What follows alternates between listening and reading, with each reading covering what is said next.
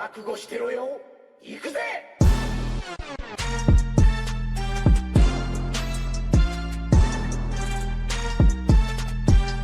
Hey guys, welcome to another episode of Super Power Battle Explain। तो आज के episode में हम MCU एंड DCU की मोस्ट पावरफुल गॉड्स के बारे में डिस्कस करेंगे। MCU एंड DCU में हमें कई सारे गुड एंड इविल गॉड्स देखने को मिला है, लेकिन उन गॉड्स में मोस्ट पावरफुल कौन है जानने के लिए वीडियो के एंड तक जरूर देखना। और मैं बता दूं, अगर आप इस चैनल पे पहली बार आए हो तो make sure subscribe our channel and press the bell icon. So now without wasting any more time, let's begin. Number 10, Artemis. Artemis एक ओलंपिक गॉड है जो कि बिलोंग करती है ओल्ड गॉड्स की रेस से। आर्टिमस ज़्यूस की बेटी है और डायना एंड एरिस का हाफ सिस्टर भी। उक्सस की पहली इन्वेजन की टाइम आर्टिमस उक्सस एंड उसकी आर्मी के अगेंस्ट फाइट कर चुकी है। Artemis goddess of wild animals and the Hunt है। वो एक स्किल्ड कॉम्बैटेंट एंड आर्चरर है। अपनी इंचेंटेड बो एंड एरोस को यूज करके वो powerful energy blast and bolt को जनरेट कर सकती है और उसने कई सारे अपोकलिपियन शिप्स को डिस्ट्रॉय भी किया है। अब देखो, सभी गॉड्स इमॉर्टल है, लेकिन एक गॉड को दूसरे गॉड्स या फिर और भी ज्यादा पावरफुल बीइंग्स मार सकते हैं। और एरिस ने जब ज़्यूस के अगेंस्ट फाइट की थी तब उसने आर्टिमस को मार डाला था।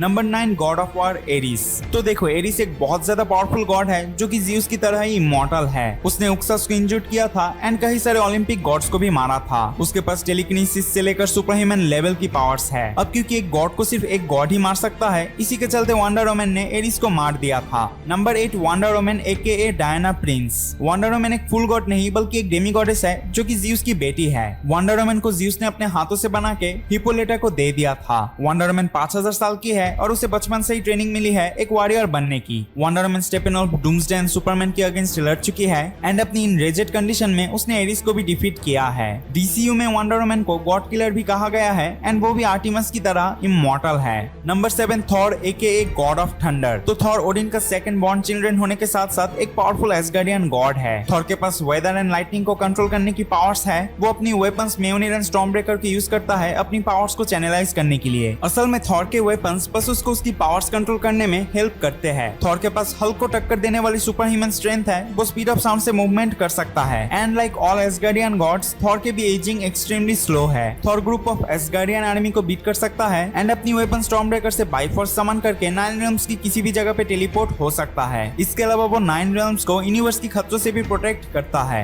थॉर अब एसगार्ड का किंग भी बन चुका है और थॉर 4 में हमें थॉर के बारे में और भी कई सारी चीजें जानने को मिलने वाला है। Number 6, Hela aka goddess of death. Allfather Odin का first born Hela one of the most powerful Asgardian god में आती है। हेला ने ओडिन के साथ मिलकर पूरे 9 रेल्म्स को कॉन्कर किया था, बट जब ओडिन ने देखा हेला पावर्स के नशे में डूब चुकी है तब उसने हेला को कैद किया था। इसी के चलते हेला ने elite force of female soldier Valkyries को वाइप आउट कर दिया था। ओडिन की डेथ के बाद वो वापस आती है और आते ही म्योनिर को तोड़ देती है और फिर एसगार्ड पे जाके उसने एसगार्डियन आर्मीज को भी मार दिया था। सिर्फ यही नहीं, थॉर जैसे पावरफुल एसगार्डियन गॉड्स भी हेला का कुछ बिगाड़ नहीं पाया था। Number 5, new god Steppenwolf. तो देखो, सुपरमैन से हारने की वजह से आप सबको लगता है कि स्टेपेनवोल्फ कमजोर एंड लेस पावरफुल है, लेकिन ऐसा नहीं है। स्टेपेनवोल्फ 10,000 इयर्स ओल्ड है। उसने थाउजेंड्स ऑफ प्लैनेट्स को कॉन्कर भी किया है। स्टेपेनवोल्फ जैसे एक न्यू गॉड के लिए एक वर्ल्ड को कॉन्कर करना कोई बड़ी बात नहीं है। वो सिर्फ यूनिवर्स नहीं बल्कि मल्टीवर्स में फाइट लड़ चुका है। अब जैक स्नाइडर जस्टिस लीग में भी आपने देखा होगा कि स्टेपेनवोल्फ पूरे जस्टिस लीग के ऊपर भारी पड़ रहा था एक्सेप्ट सुपरमैन। एक्चुअली स्टेपेनवोल्फ कमजोर नहीं बल्कि जैक स्नाइडर जस्टिस लीग में सुपरमैन बहुत ज्यादा ओवरपावर्ड हो चुका था। इसके अलावा स्टेपेनवोल्फ ओरिजिनल डूम्सडे से लड़ चुका है जो कि रेड सन के कांटेक्ट में होने के बावजूद भी क्रिप्टन की मून को डिस्ट्रॉय कर दिया था। तो यस, स्टेपेनवोल्फ अपोकलिप्स का एक powerful and experienced new god है। Number 4, god of lightning and god of all Olympic gods Zeus. तो ज़्यूस को आप डीसीयू का ओडिन कह सकते हो।